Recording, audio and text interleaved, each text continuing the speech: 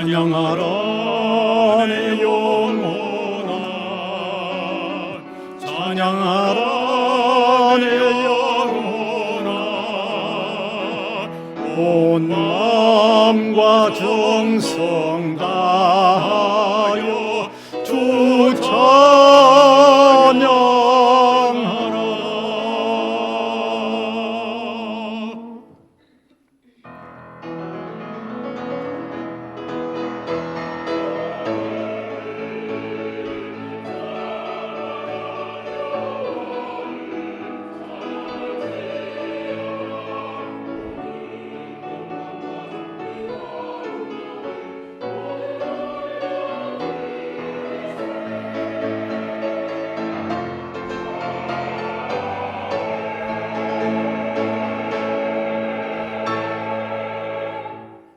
무한한 사랑으로 우리를 사랑하시고 품어주시는 것을 감사를 드립니다. 주님 안에 있을 때 합력하여 선을 이루어 가시는 주님의 섭리 가운데 살아가게 하시는 것을 감사를 드립니다. 오늘도 주의 은혜를 입은 백성들이 예배로 영광을 올려드리기를 원합니다.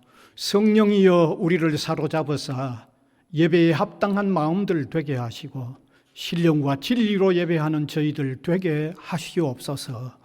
예수 그리스도의 이름으로 기원하옵나이다. 아멘.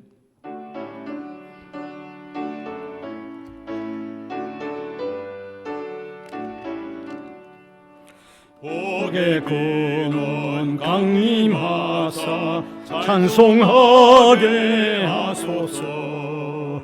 한량없이 자비하심 충량할 길 없도다.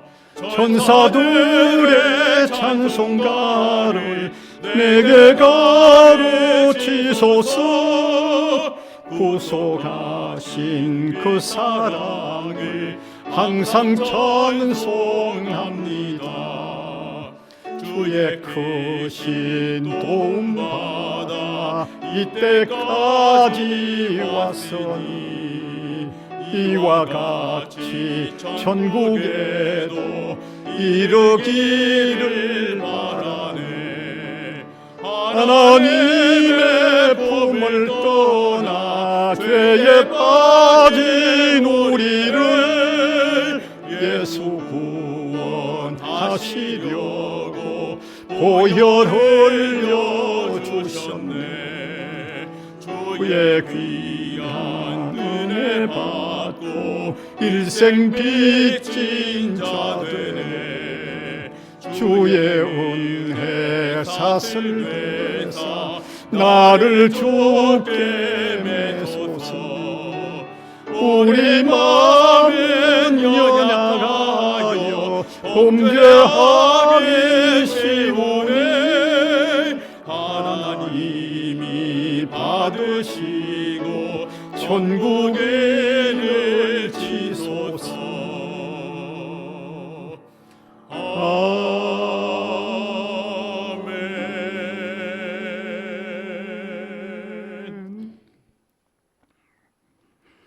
전능하사 천지를 만드신 하나님 아버지를 내가 믿사오며 그 외아들 우리 주 예수 그리스도를 믿사오니 이는 성령으로 잉태하사 동정녀 마리아에게 나시고 본디오 빌라도에게 고난을 받으사 십자가에 못 박혀 죽으시고 장사한 지 사흘 만에 죽은 자 가운데서 다시 살아나시며 하늘에 오르사 전능하신 하나님 우편에 앉아 계셨다가 저로서 산 자와 죽은 자를 심판하러 오시리라.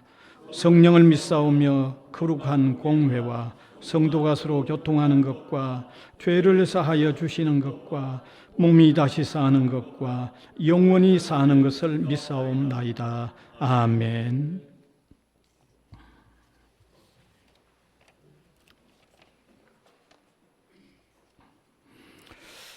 하나님이여 나를 지켜주소서. 내가 주께 피하나이다.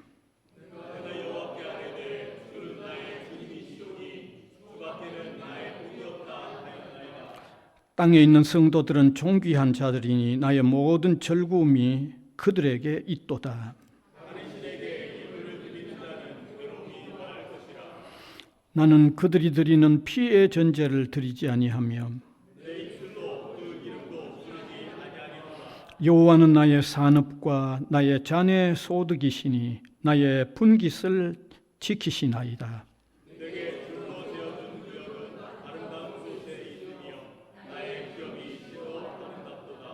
나를 훈계하신 여호와를 송축할지라. 내가 여호와를 항상 내 앞에 모심이여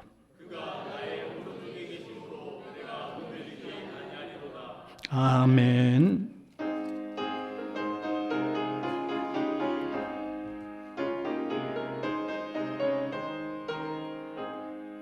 이 눈에 아무 증거하니 배여도 믿음만을 가지고서 늘 걸으며 이 귀에 아무 소리 아니 들려도 하나님의 약속 위에 서리라. 걸어가세 믿음 위에 서서 나가세 오심 버리고 걸어가세 믿음 위에 서서 눈과 귀에 아무 증거 없어도 이 눈에 보기에는 어떠하든지 이미 얻은 증거대로 늘 믿으며 이 맘에 의심 없이 살아갈 때에 우리 소원 주 안에서 이루리. 걸어가세 믿음 위에 서서 나가세 의심 버리고 걸어가세 믿음 위에 서서 눈과 귀에 아무 증거 없어도 주님의 거룩함을 두고 맹세한 주 하나님 아버지는 참 미쁘다. 그 귀한 모든 약속 믿는 자에게 능치 못할 무슨 일이 있을까. 걸어가세 믿음 위에 서서 나가세 의심 버리고 걸어가세 믿음 위에 서서 눈과 귀에 아무 증거 없어도.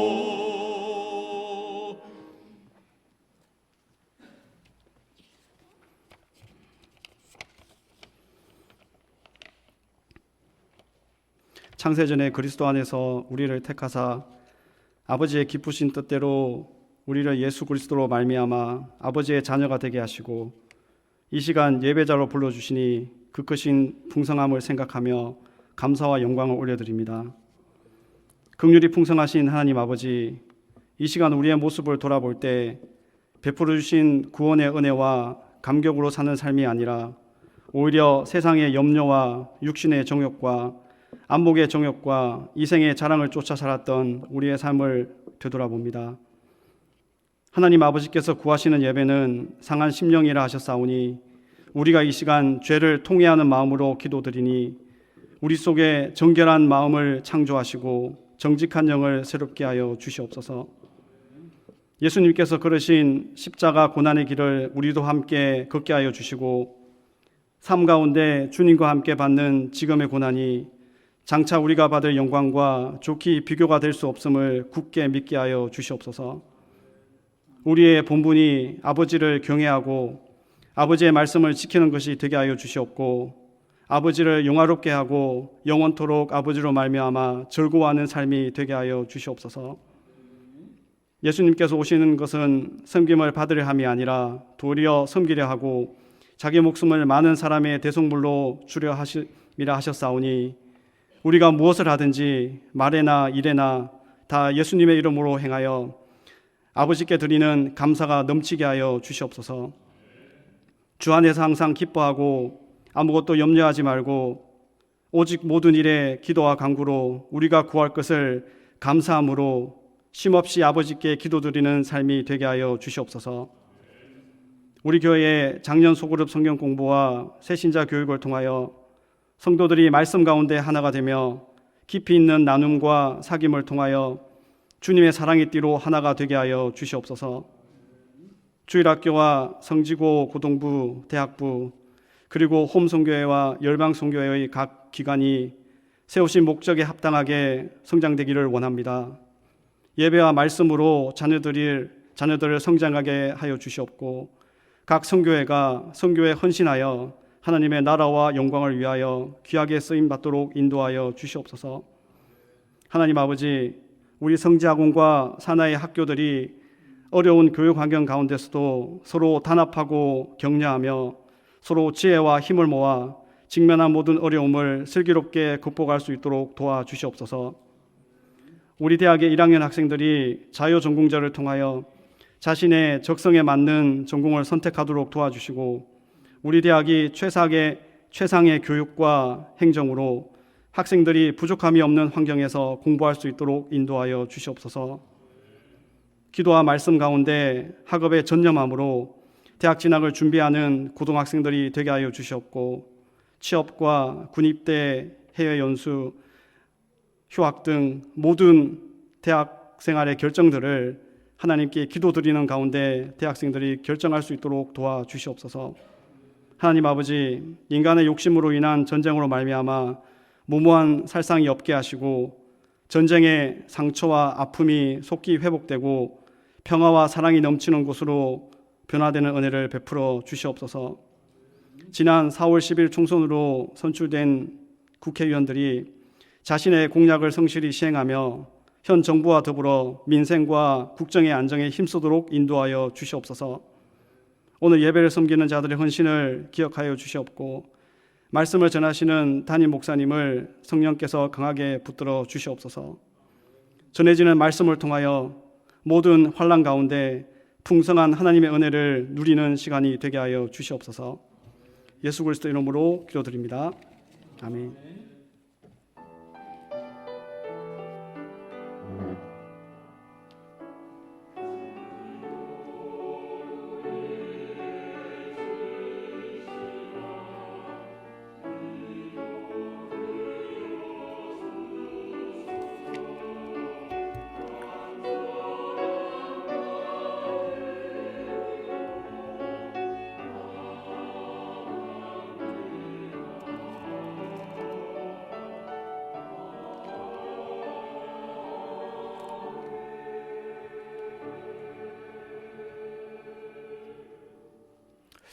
오늘 성경은 두 곳입니다. 고린도후서 1장 3절 4절, 로마서 15장 1절 3절입니다.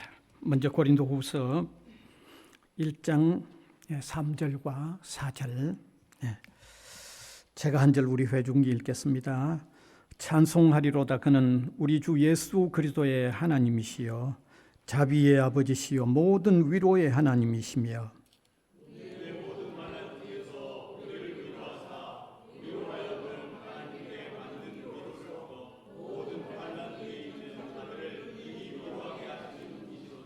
아멘.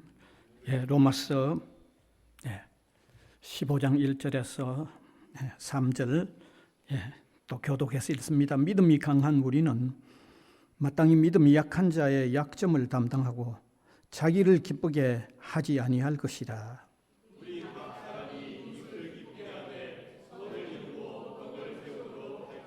같이 읽읍시다. 그리스도께서도 자기를 기쁘게 하지 아니하셨으니 기록된 바 주를 비방하는 자들의 비방이 내게 미쳤나이다 함과 같으니라. 아멘.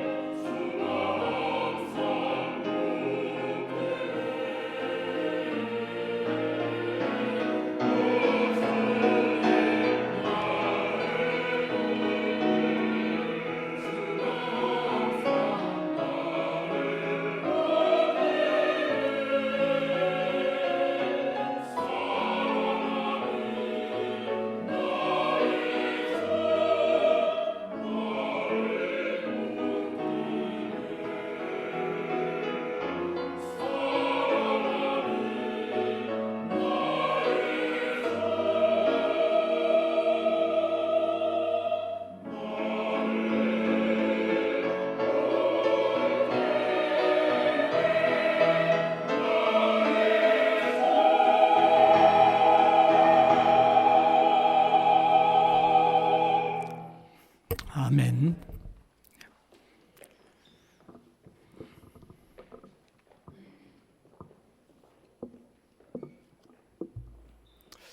예, 제가 발을 조금 다쳐서 오히려 여러분들 불편하게 해드리는 것 같아서 죄송합니다. 예. 오늘 이 시간에는 위로하는 마음이 담긴 삶이란 제목이 되겠습니다. 죄악이 들어온 세상에서 사람이 생존한다는 것 자체가 수고롭다고 느끼게 되어지는 것 같습니다. 사람들이 무심코 내뱉는 말을 들어도 세상의 생존 자체가 수고롭다고 느껴집니다. 사람들이 정말 고생하면서 힘들 때 당연히 힘들다, 그건 당연하죠. 근데 가만히 보면 아주 즐겁고 유쾌하게 놀면서도 힘들다고 그러거든요. 그러죠? 예, 들어보셨죠? 즐겁고 유쾌하게 지내면서도 힘들다 그러면 세상에 수고롭지 않는 일은 하나도 없습니다. 그러면 다르게 말하면 생존 자체가 수고로움을 느끼도록 되어 있다는 것과 같은 말이죠. 네. 생존 자체가 수고롭게 느껴진다고 하면 사람은 누구나 다 예외 없이 수고로움을 느끼며 살아가는 겁니다. 예외가 없습니다. 그래서 예수님도 말씀하셨잖아요. 마태복음 11장 28절에 수고하고 무거운 짐진 자들아 다 내게로 오라. 내가 너희를 쉬게 하리라. 수고하고 무거운 짐진 자들아 다 내게로 오라. 다 수고롭다는 것을 예수님께서 말씀하고 계시는 거죠. 이렇게 사람은 누구나 다 할 것 없이 수고로움을 느낀다 그러면 그 사람이 현재 어떤 조건하고 관계가 없습니다. 예, 어떤 조건일까요? 대단히 부유하다든지 엄청난 권세를 누리든지 그건 상관없이 수고로운 거예요. 상관없어요. 또 그 사람이 외부적으로 나타나는 모습이 어떤든지 관계가 없습니다. 누가 너무 편안하게 보여가지고 저 사람 수고롭지 않을 것 같아 보일는지 몰라도 마음은 수고로운 거예요. 마음은 이미 수고로운 거예요. 그러면 이렇게 땅 위에 사는 사람은 누구나 다 예외 없이 수고로움을 느낀다고 하면 누구나 다 예외 없이 사랑이 필요하고 위로가 필요한 겁니다. 예외가 없습니다. 이렇게 모든 사람은 누구나 예외 없이 사랑을 필요로 하고 위로가 필요하기 때문에 하나님은 먼저 믿는 우리로 통하여 위로가 필요한 사람을 위로하게 하는 역할을 우리에게 맡겨놓은 겁니다. 예수님을 먼저 믿는 우리에게 그 역할을 맡겨놓은 거예요. 그래서 우리 신자가 세상을 살아가면서 위로가 필요한 사람을 볼 때마다 마음속에 그 위로를 이렇게 담아내는 이런 삶을 우리가 살아야 되는 거죠. 그래서 이런 위로의 어떤 역할을 하고 있다고 하면 우리 신자가 그런 역할을 하고 있다고 그러면 세상에 있으나 마나한 존재가 아니고 반드시 필요한 존재죠. 반드시 필요한 존재입니다. 예. 우리는 그저 위로하는 역할 외에도 신자가 세상에 감당해야 할 역할이 많아서 참 존재해야 되는 의미가 더 선명하지만 오늘 주제하고 관련시켜서 위로하는 역할을 위해서 있다고 하는 것만도 이거는 대단히 존재하는 의미가 있는 겁니다. 뿐만 아니라 세상에 있으나 마나한 사람들이 아니라 반드시 필요한 위로의 역할을 담당해야 한다고 하면 이거는 존재감도 느껴야 되죠. 여러분 우리가 우리 존재감을 대단히 느껴야 돼요. 엄청나게 느껴야 돼요. 자, 그러면 이 시간에 왜 기독신자들이 위로의 삶을 살아야 하는지에 대해서 제가 간단하게 한 4가지로 말씀을 나누겠습니다. 첫째, 신자는 위로의 근원이신 하나님의 위로를 받았기 때문입니다. 오늘 고린도후서 1장 3절 4절 같이 차근하게 한번 같이 읽읍시다. 찬송하리로다. 그는 우리 주 예수 그리스도의 하나님이시요 자비의 아버지시요 모든 위로의 하나님이시며 우리의 모든 환난 중에서 우리를 위로하사 우리로 하여금 하나님께 받는 위로로서 모든 환난 중에 있는 자들을 능히 위로하게 하시는 이시로다. 이 의미가 무슨 의미입니까? 하나님은 위로의 근원자라는 말이죠. 위로의 근원자가 우리 신자를 위로하셨고 위로하시고 계신다는 말입니다. 그래서 하나님, 위로의 근원자이신 하나님으로부터 위로를 받은 우리는 다른 사람을 위로해야 된다는 그런 말이잖아요. 해석이 바로 그런 해석이죠.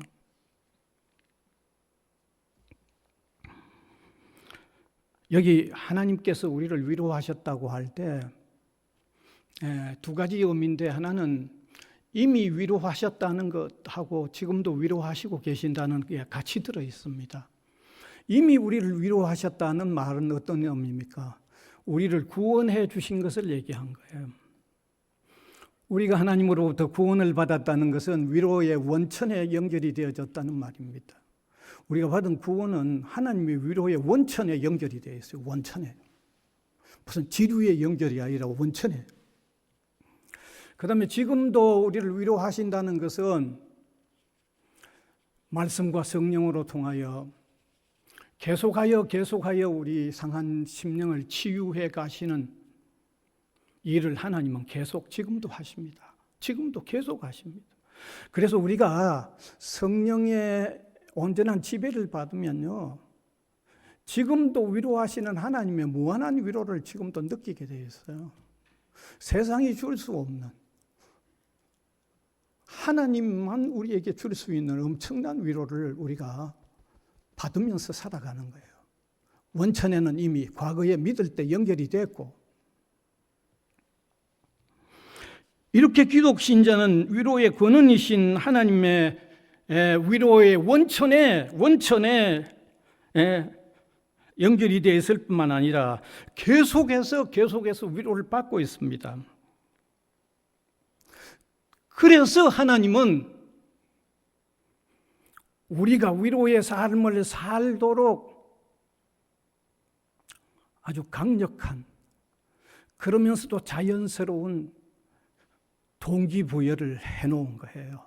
우리가 남을 위로하도록 살도록 이미 강력한 동기부여를 아주 자연스럽고도 강력하게 우리에게 이미 베풀어 놓은 거예요. 이미. 그러니까 바탕이 이미 강력한 동기와 아주 자연스러운 이 동기와 이유를 이미 우리의 삶의 바탕이 이미 깔아놓은 거예요. 여러분, 이거 하나만 가지고도 우리가 위로하는 삶을 살아야 하는 이유는 너무 분명하죠. 이거 하나만도. 그런데 2번째는 위로하는 삶을 살도록 강력히 명하고 계신다는 말입니다. 강력하게 명하고 계십니다. 예. 여러분, 하나님은 우리 신자가 위로의 삶을 살도록 자연스럽고 감격스러운 동기를 깨워주셨을 뿐만 아니라, 그 다음에 2번째는 위로의 삶을 살도록 아주 강력하게 명하고 있습니다. 강력하게 말씀하고 있습니다. 예. 로마서 15장 1절과 2절 본문을 보면 발견할 수 있습니다. 같이 읽읍시다. 믿음이 강한 우리는 마땅히 믿음이 약한 자의 약점을 담당하고 자기를 기쁘게 하지 아니할 것이라. 우리 각 사람이 이웃을 기쁘게 하되 선을 이루고 덕을 세우도록 할지니라. 여기 우리 신자는 약한 자의 약점을 담당해라고 그랬어요. 그다음에 또 하나는 자기를 기쁘게 하지 말라고 그랬어요. 이웃을 기쁘게 해라고 그랬어요. 그렇게 되어 있습니다. 여러분, 이 의미 속에는 기독 신자가 세상을 살아야 하는 포괄적인 아주 넓은 의미가 저기 다 들어있지만, 오늘 주제와 관련시켜서 하나 뽑아낸다고 해도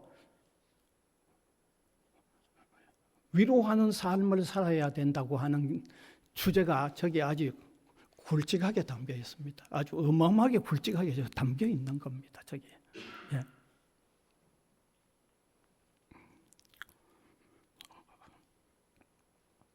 아주 대단히 강력하게 담겨 있죠. 예. 여러분, 여기 신자가 연약한 자의 약점을 담당하라, 자기를 기쁘게 하지 말라, 이웃을 기쁘게 하라, 이런 내용은 바로 위로하는 삶을 살아야 한다는 게 아주 엄청난 아주 내용으로 저기 담겨 있다는 말씀이죠. 여러분, 그게 저렇게 해야 할 수밖에 없는 게, 아까 저도 서론에서 말씀드렸듯이 세상은 온통 모든 사람이 다 위로가 필요로 하고 사랑을 필요로 하기 때문입니다. 그렇지 않는 사람은 아무도 없죠. 그런데도 세상을 사는 세상의 사람들은 그 역할을 못하기 때문입니다. 그 역할을 못해요. 제가 세상의 사람이라고 이렇게 얘기할 때 오늘 안 믿는 사람들이 들으면 좀 기분은 나쁠는지 몰라도, 그 사람들의 사고 속에는 이런 원리가 없습니다. 남을 위로하면서 살아야 하지 하는 이런 원리가 없습니다. 우리가 세상의 모습을 보더라도 그런 원리가 없는 사람들이 살고 있구나 하는 것을 볼 수 있습니다. 우리 세상의 사람들은요, 자기가 살려고 하면 위로를 받아야 하는 약자를 밟아야 사는 세상입니다. 이건요, 말을 안 해도 강력하게 흐르고 있는 게 세상의 삶입니다. 약하다고 하는 사람 밟고 일어서야만 살 수 있는 거죠. 쉽게 말하면 약육강식의 사고체계가 아주 철저합니다. 이거 아니면 못 살기 때문에. 그러니까 그 마음속에 남을 위로해야 한다는 이런 어떤 마음은 담겨 있을 수가 없습니다. 솔직히 담겨 있을 수가 없습니다. 그리고 우리 사회를 보면 너무 잘 알잖아요. 주로 누가 당합니까? 약자가 주로 당하잖아요. 약자가 주로 당해요. 요 근래 대단히 무리를 일으키고 있는 이 보이스피싱 같은 거 주로 누가 당합니까? 힘겹고 어렵게 사는 노인들이 주로 당합니다. 그래서요. 그거 오히려 더 이용하잖아요.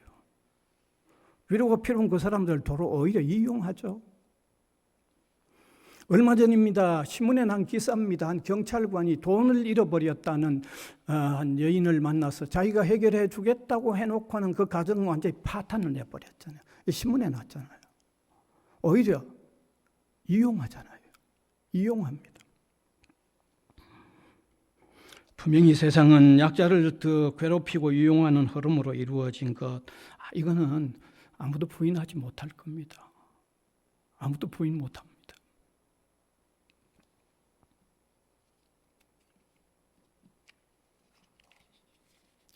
그러므로 하나님은 먼저 신앙의 사람들에게 하나님이 위로를 듬뿍 부어 놓으시고 계속해서 위로하시면서 그 위로 가운데 있는 신자가 위로하는 삶을 살라고 하는 역할을 주신 거예요. 위로하는 삶을 살라고 역할을 주신 거죠. 예. 약점을 담당해 준다는 것은 힘겨운 사람들의 위로자가 되라는 그런 의미죠. 네. 이게 그냥 권한 차원이 아닙니다. 이거 아주 강력하게 표현되어 있는데요. 이거 해도 되고 안 해도 되는 게 아니라 아주 강력하게 표현된 겁니다. 그러니까 말씀으로 또 그렇게 위로자의 삶을 살아야 된다는 것까지도 강력하게 표현하고 있다는 거죠. 우리는 그 말씀을 가지고 있는 사람들이에요. 하나님으로부터 그 말씀을 받아 가지고 있는 사람들이에요. 그러니까 위로자의 삶을 살 수밖에 없는 이유가 있는 거죠. 자, 거기에다가 세 번째 또 다른 이유가 있어요. 세 번째 또 다른 이유는 위로의 완벽한 본을 보이신 주님이 우리에게 본보기로 앞에서 보현을 보여주셨고 그렇게 계시기 때문입니다. 오늘 로마서 15장 3절에 보면요. 띄워주시죠. 같이 읽읍시다. 시작. 그리스도께서도 자기를 기쁘게 하지 아니하셨나니 기록된 바 주를 비방하는 자들의 비방이 내게 미쳤나이다 함과 같으니라. 예. 주님도 자기를 기쁘시게 자기를 기쁘게 하지 않으셨다는 거죠. 이 말을 속에는 함께해서 다른 사람을 위로하는 삶을 사셨다는 말입니다. 자기를 기쁘게 하지 아니하고 다른 사람을 위로하는 삶을 사셨다는 거예요. 그래서 다른 사람에게 기쁨이 되게 하셨다는 그 말이죠. 어느 정도로 그걸 너무 열렬히 하니까 오해와 비방을 받는 데까지 그렇게 했다는 얘기죠. 그처럼 본을 보이셨다는 거죠. 완벽한 본을 보이셨다는 거죠.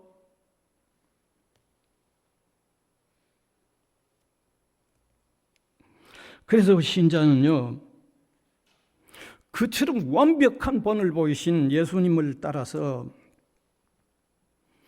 위로의 역할을 세상 속에서 하면서 살아야 된다는 그 말입니다. 여러분, 정말 주님은 위로자의 삶을 사셨어요. 예, 육체적으로나 정신적으로 힘든 사람, 예, 다양한 어려움에 놓여 있었던 사람들 수없이 위로자의 삶을 사셨어요. 완벽한 위로자의 삶을 사셨습니다. 육체적으로 병든 사람들을 고쳐주시면서 위로하셨죠. 성경을 읽어보면 눈먼 자, 예?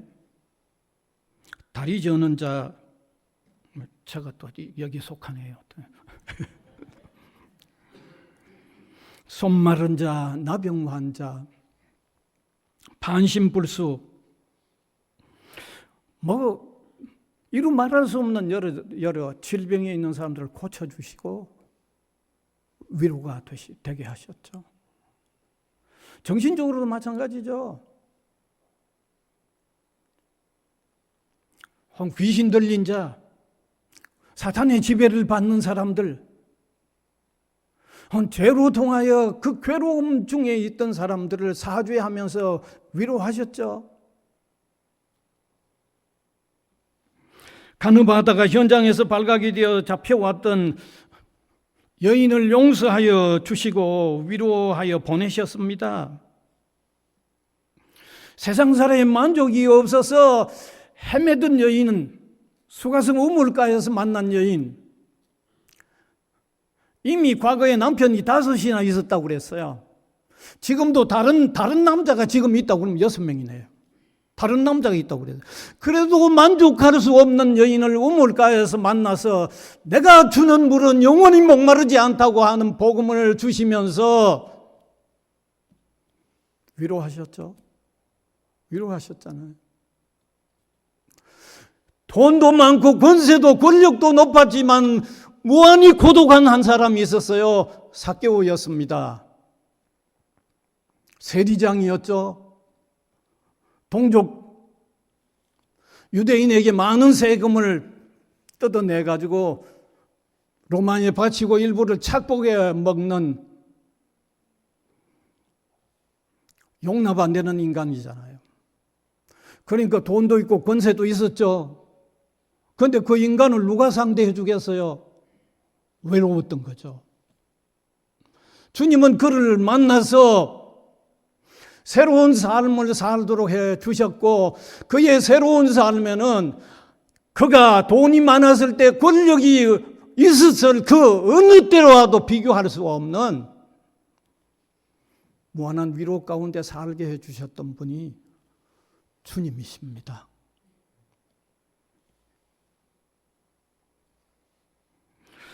여러분, 주님은 이처럼 위로자의 삶을 사셨습니다. 위로의 원형으로 사셨어요. 원형. 예. 위로의 복사판이 아니고 원형으로 사셨어요. 그러니까 우리가 주님을 제대로 만나면 이건 무한한 위로를 받는 거죠. 왜? 주님은 위로의 원천이고 원형이시기 때문입니다. 그런데 이러한 주님을 본받고 따르는 사람들이 우리입니다. 이런 어떤 본을 주님께서 보여주시면서 주님을 따르는 삶을 말씀하고 있는 거죠. 그러면 우리가 위로자의 삶을 살아야 하는 넉넉한, 강력한 이유가 있는 거죠. 자, 그럼 마지막 네 번째는 위로의 역할은 신자의 삶의 특징이어야 하기 때문입니다. 기독 신자는 위로의 근원이신 하나님의 위로를 받았다고 그랬죠. 예, 위로의 원천에 연결이 되어서 하나님의 위로를 받았고, 그 다음에 두 번째, 하나님께서 그 위로를 베풀어 놓고 그 위로를 받은 우리에게 위로자의 역할을 해야 된다고 강력한 말씀을 주셨죠. 명하셨잖아요. 그 다음에 세 번째, 위로의 완벽한 본을 보여주신 주님의 제자로, 종으로 사는 저희에게 완벽한 본이 있는 거예요. 완벽한 표준이 있는 거예요. 완벽한 본이 있는 거예요. 그러면 네 번째, 자동적으로 우리 기독 신자의 삶의 특징은 위로하는 삶을 살아야 되죠. 그게 우리의 삶의 패턴이 되어야 되는 거죠.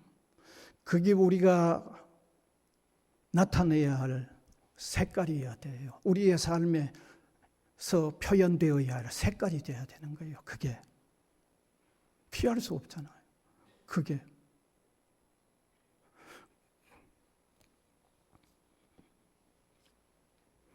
그래서 우리가 성경을 보면요, 믿음의 사람들이 위로자의 삶을 산 것을 볼 수 있죠. 네. 구약 시대의 모세를 보더라도 이스라엘 백성들을 인도해서 광야로 가는 길에 힘들기는 얼마나 힘들었겠어요. 얼마나 투덜거리고 불평은 얼마나 많이 했겠어요. 그런데 모세가 얼마나 그들을 위로하면서 달래면서 갔을까요? 한번 상상해 보시길 바랍니다. 정말 믿음의 사람 여호수아와 갈렙도 마찬가지죠.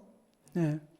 모세가 광야에서 12지파의 대표 한 사람 한 사람 뽑아가지고 미리 정탐해야 할 일이 있어서 정탐을 보냈습니다.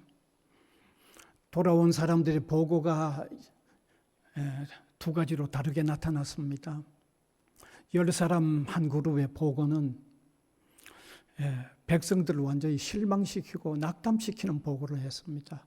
그러나 믿음의 눈으로 그 땅을 탐지하고 돌아왔던 여호수아와 갈렙은 낙심하고 있는, 먼저 10사람의 보고를 받고 낙심하고 절망하고 있는 그들을 위로하고 용기를 북돋아 주었죠.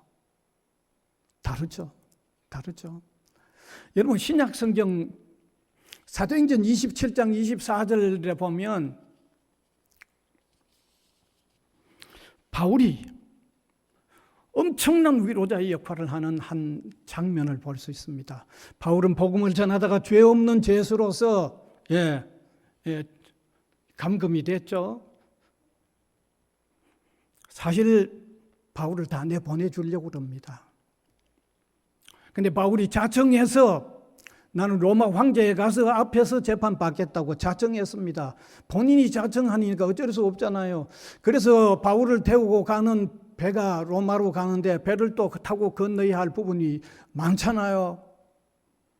바울을 태우고 가던 배가 엄청난 태풍을 만났습니다. 수일 동안 엄청난 태풍을 만나서 모든 사람들이 절망하고 다 죽어가는, 이제는 자포자기한 상태에 있었습니다. 배에 있던 거 다 밖으로 다 던져버리고 이제는 죽음만을 기다리고 있는 그때 바울이 일어나서, 여러분 그 사도행전 27장을 한번 읽어보세요. 바울이 일어나서 뭐라고 하는지.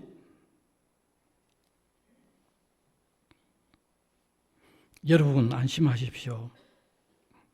하나님께서는 내게 안심하라는 말씀을 주셨습니다. 나는 하나님의 말씀대로 되리라고 믿습니다. 여러분 일어나세요. 그들을 위로했습니다. 엄청난 위로를 했죠.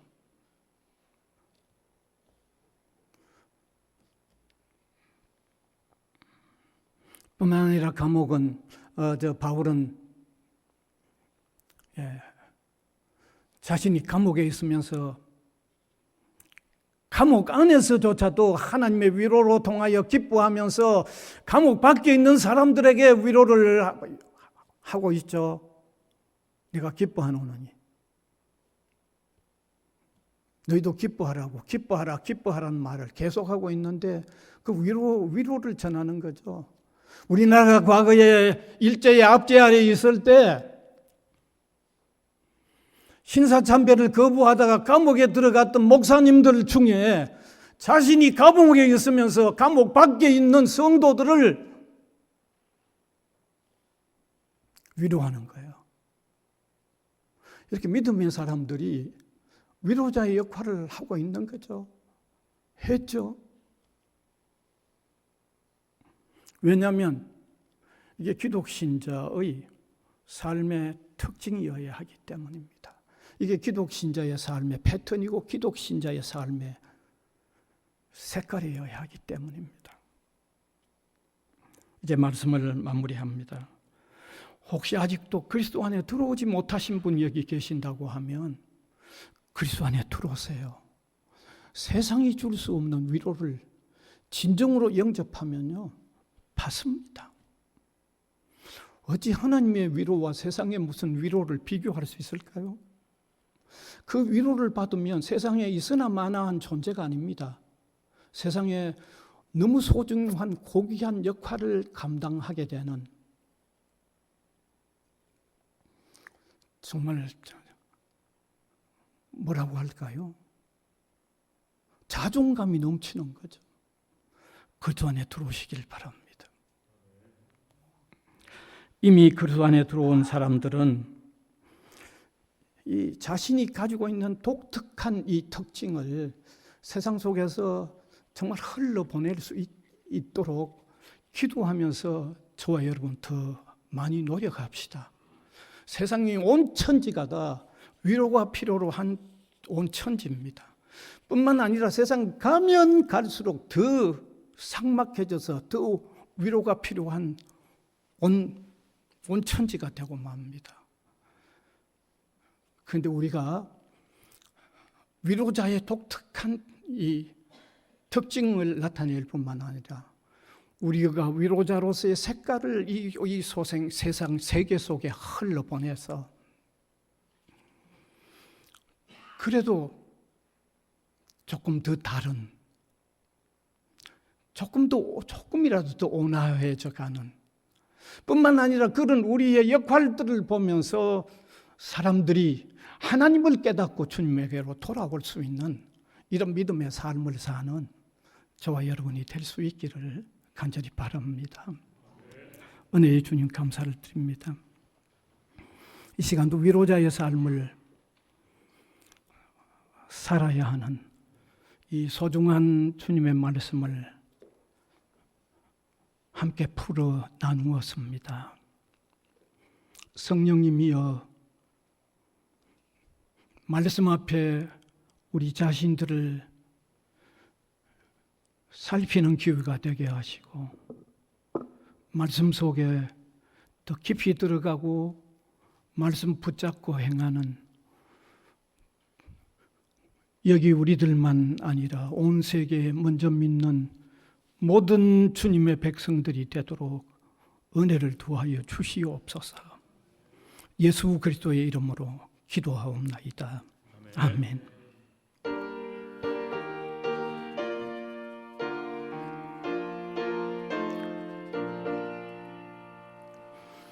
누가 주를 따라 섬기려는가? 누가 주를 떠나 주를 따를까? 누가 주를 섬겨 남을 구할까? 누가 주의 뒤를 따라 가려나? 부르심을 받아 주의 은혜로 주를 따라가네. 주만 따르네. 세상 영광 위에 따름 아니요 크신 사랑이네. 주만 따르고 주가 내려주신 은혜 힘입어 주의 뒤를 따라 힘써 일하네. 부르심을 받아 주의 은혜로 주를 따라가네. 주만 따르네. 환난 핍박 많고 원수 강하나 주의 용사 더욱 힘이 강하니 누가 능히 이겨 넘어뜨리랴. 변함없는 진리 승리하리라. 기쁜 찬송하며 주의 은혜로 주를 따라가네. 주만 따르네.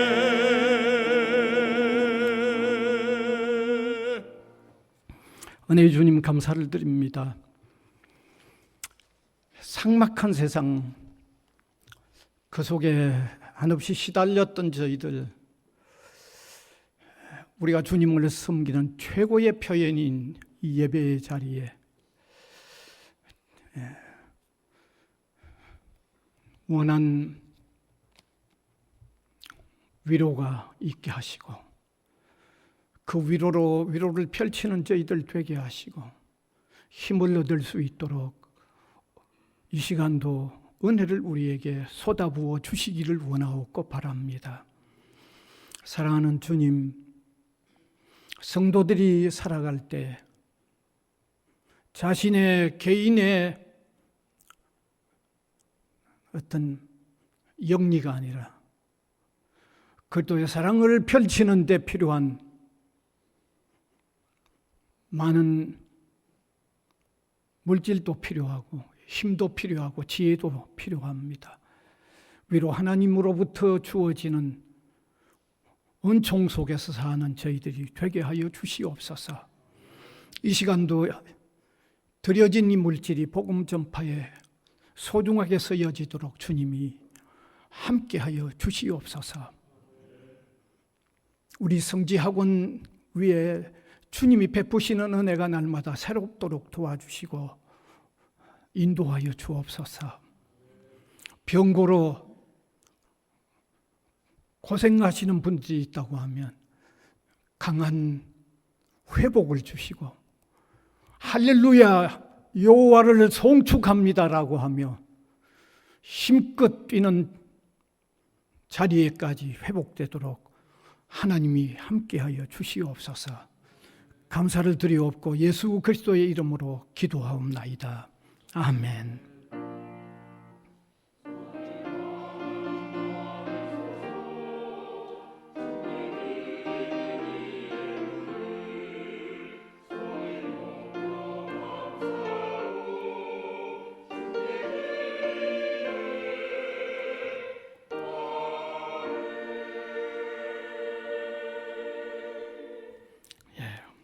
감사합니다. 오늘 또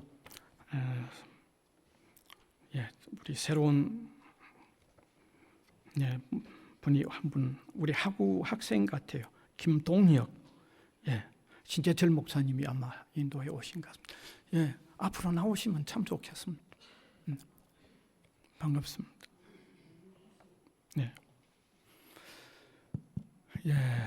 어떻게 할까요? 먼저 또 이 위에까지 올라오면 더 좋습니다. 우리 환영송부터 한번 하십시다.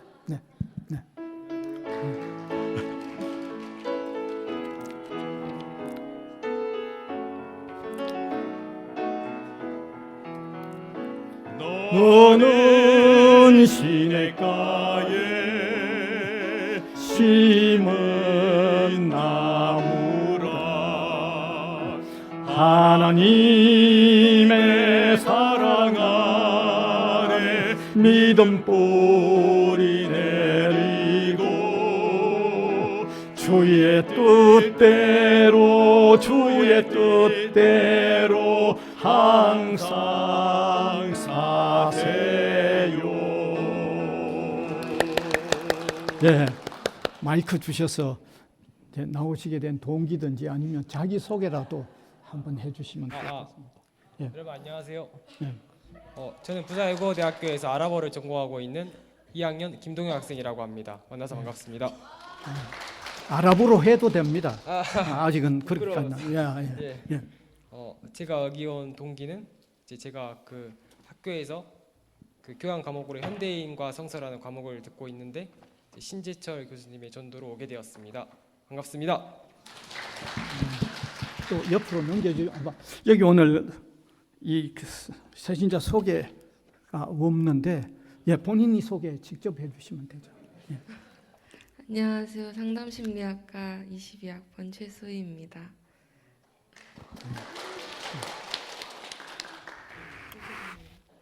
제가 교회에 오게 된 이유는 원래 기독교인데 아직 갈 교회를 정하지 못하여서 일단 학교 교회부터 오게 되었습니다.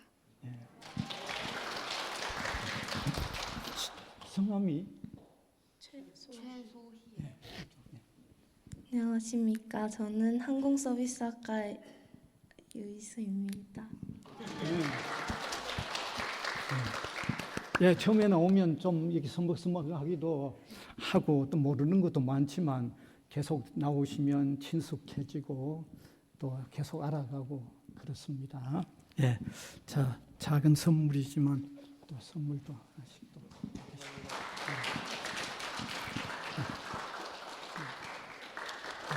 박수로 이제 들어가셔도 되죠? 자, 그러면 광고 또 조금 나누겠습니다. 광고는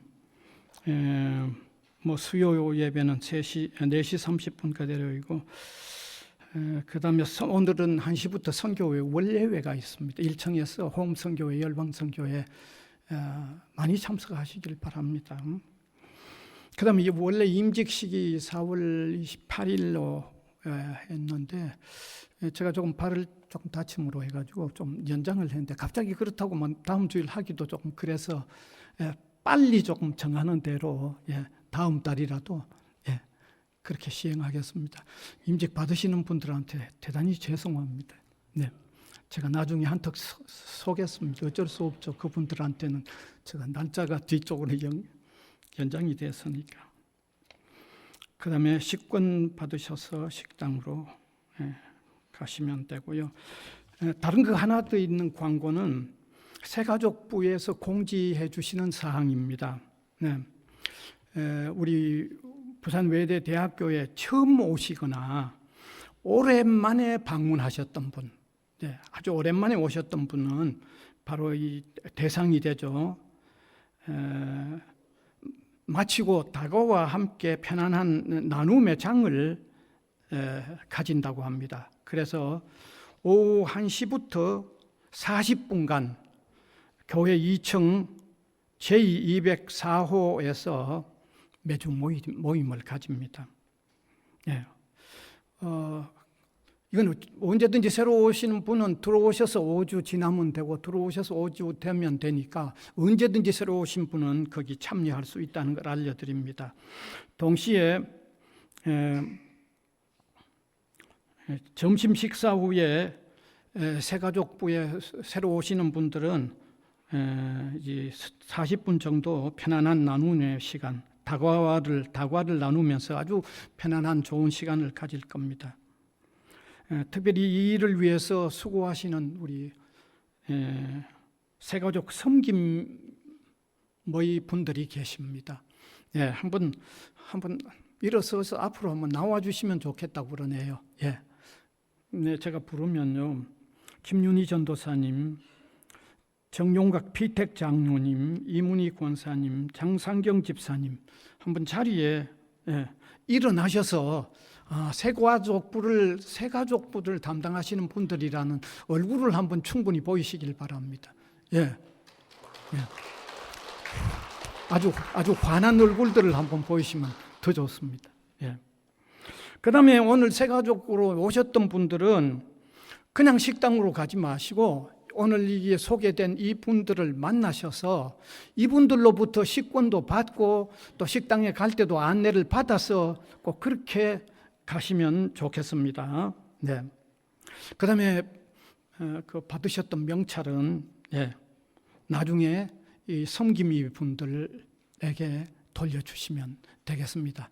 꼭 광고대로 해주시면 됩니다. 그 다음 헌금 사정 보고 한번 보시고 혹시 착오가 있으면 수정하시면 되겠죠. 자, 함께 일어나셔서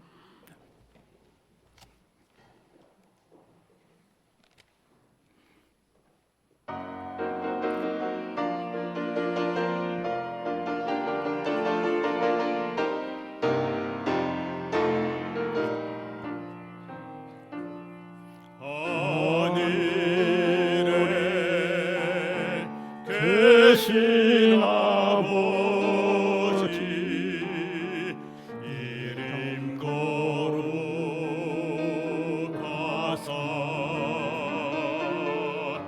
주님 나라 임하시고 뜻이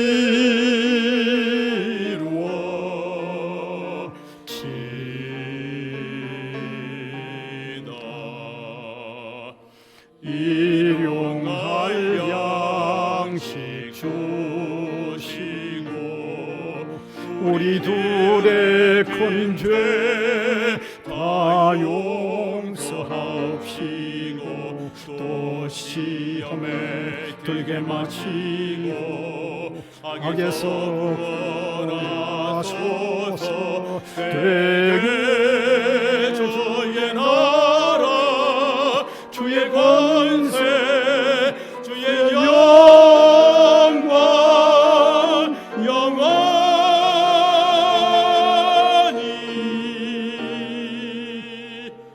아멘.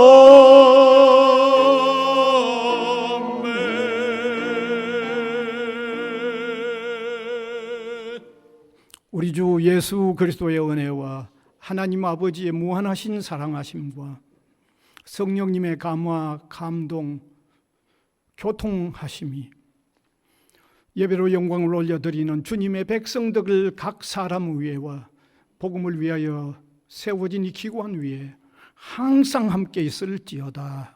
아멘.